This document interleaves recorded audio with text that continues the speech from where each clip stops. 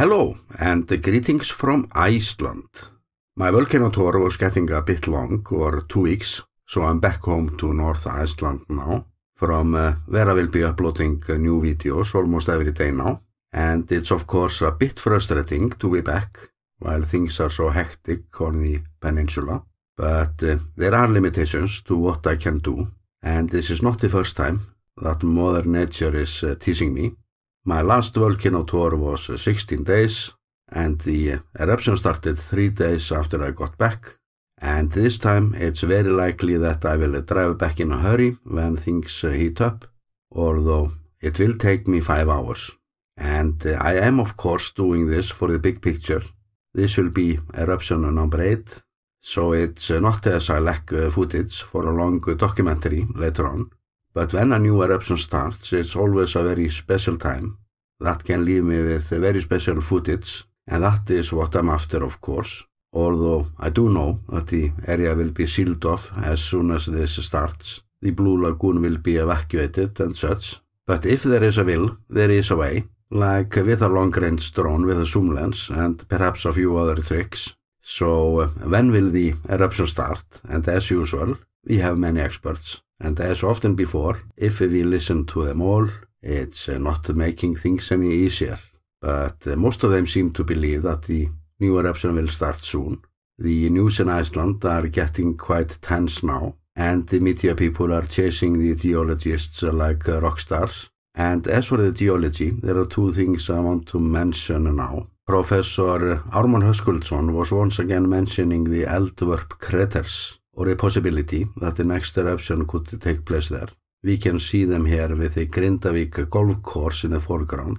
I was just uploading a video about the damages there, and this location by the craters is actually a good place for an eruption, as for the lava, or where it would go. But I didn't hear the professor come up with any reasons for his speculations about Eldvörp.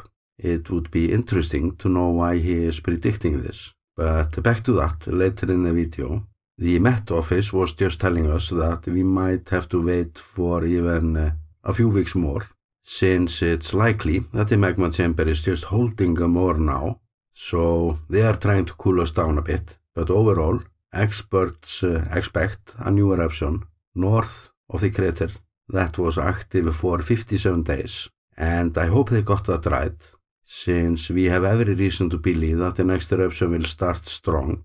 And what we fear most are the first 10 hours, when we can't do anything to modify lava barriers and such. And in Grindavík, the trucks are already building the barriers higher up. And to be perfectly honest, this is not getting any easier. At some locations, the new lava has actually been helping a bit. But at other locations, the defenses look weaker than before the last eruption, and not able to handle much more. So if a fissure opens up south of the last active crater, I have a bad feeling about this, especially if we have to wait for perhaps 2 weeks more, and the eruption will start up stronger than ever before. And if a new fissure would open up a bit further west, at the other side of the old Sundhnúkar craters, that is not good, because the only protection between the power plant and the Blue Lagoon would be this barrier.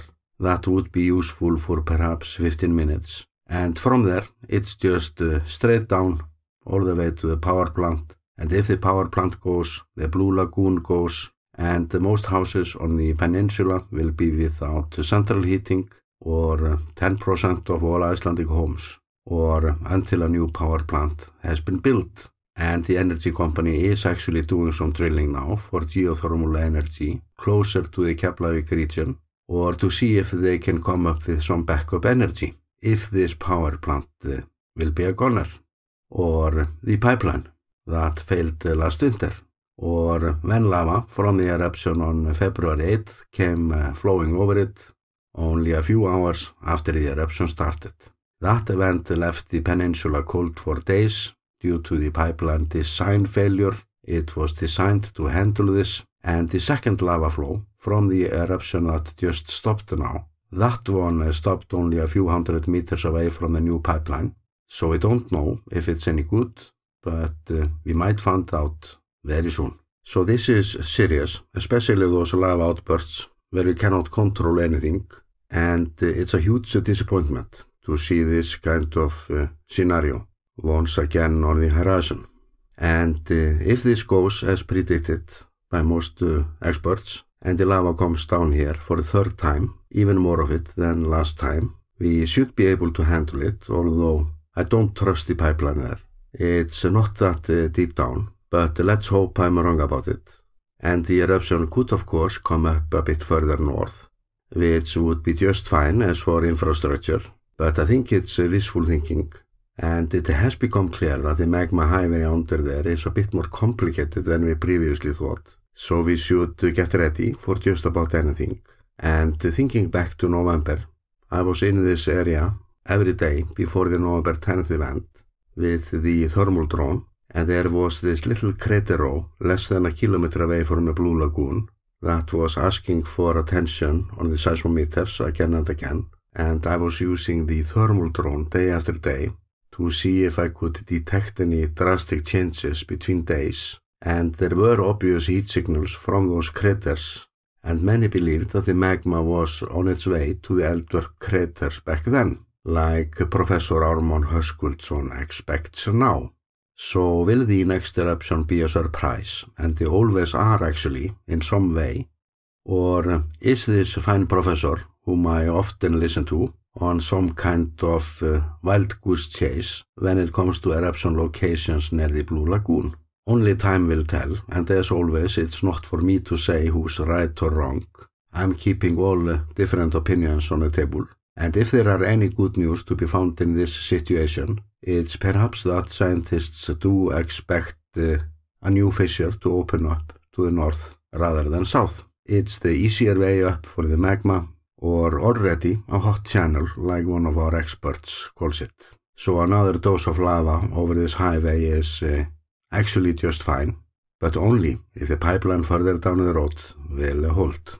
But if it were to be a large eruption, the lava could however get close to the Blue Lagoon entrance, but most likely not enough to go over the barriers by the facilities. I think the worst case scenario would be a smaller car park. And it's getting really hard to talk about this without a dash of sarcasm. This is just all so weird. And it's not changing until the main lava source turns off. Only then can we expect the rest of this magma highway to shut down. And it's been very disappointing to see all those disasters over and over again. But we should maybe just get ready for a few more years of this at this location. And since we have this uncertainty about the eruption, or when it starts, I will be using my time until something more happens to show you around. I have been making 360 drone circles that can be very useful side product on my channel if the locations I'm talking about needs more explanation. So I have several such videos on the way, but when the next eruption starts, I will have to figure out if I should sit down at home and make a video based on news footage and some of my older footage, or take off immediately and do my best to capture the more impressive part of the eruption. And my final decision will depend on what time of day this comes up, how strong it goes, or if it will be worth it to drive 1,000 kilometers after a few shots. So I can't say right now, but I will use the time well until things heat up. And with that, I'm sending you best regards from the volcano island, Iceland.